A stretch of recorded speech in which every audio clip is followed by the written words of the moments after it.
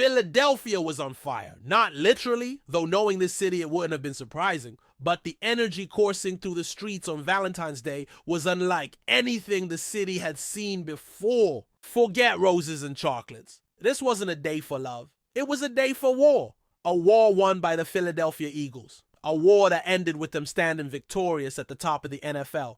And now it was time for a celebration that would go down in history. This wasn't just a parade. This was a revolution. A city ready to erupt. Even before the sun rose, the city was alive. The air was thick with anticipation, excitement, and yes, the smell of beer. Fans had camped out overnight, huddled under blankets and inside tents, braving the freezing February temperatures just to get the best spots along the parade route. The diehards?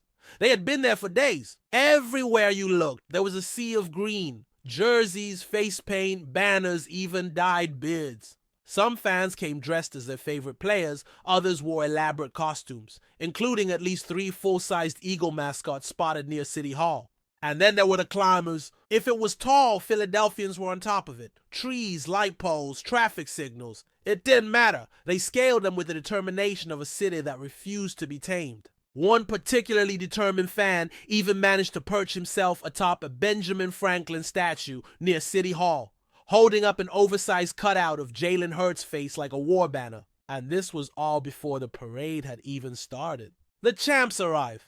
Then finally the moment arrived. In the distance, the first of the championship floats appeared. The crowd erupted. This wasn't just noise. This was a sonic boom of pure, unfiltered joy. At the front of the first float, standing tall with the Vince Lombardi trophy in hand, was MVP quarterback Jalen Hurts, the man who had silenced every critic, the man who had carried this team on his back, the man who had just delivered Philadelphia its second ever Super Bowl title. He stepped to the microphone, scanning the crowd, his voice cutting through the deafening chants of MVP, MVP.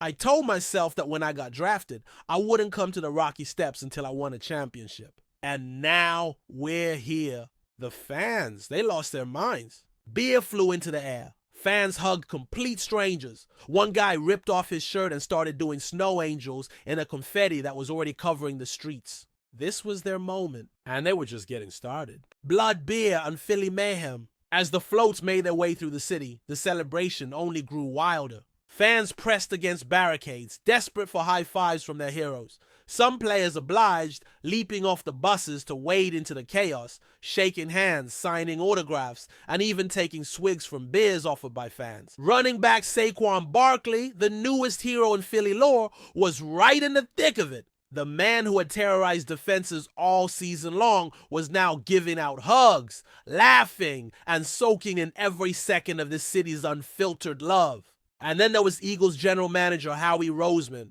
blood trickling down his forehead, courtesy of a beer can that had been thrown his way.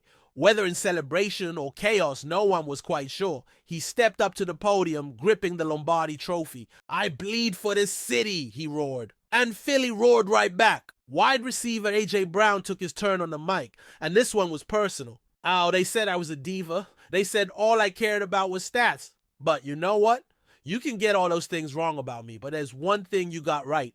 He paused, letting the tension build. "I'm a Fink champion." If the crowd had been loud before, this was earth-shattering. A parade or a riot? Philly chooses both. At this point, it was unclear whether this was still a parade or if it had turned into something much, much bigger. Fans were climbing onto anything they could find. Porta potties, bus stops, even the roofs of city trucks. One particularly insane group managed to get onto a moving scepter bus, leading to chants of "Let 'em ride, let 'em ride," as the driver desperately tried to regain control of the situation. And then there was the pig. Because, of course, in a city as savage as Philadelphia, someone was going to take a final shot at the team they had just humiliated in the Super Bowl.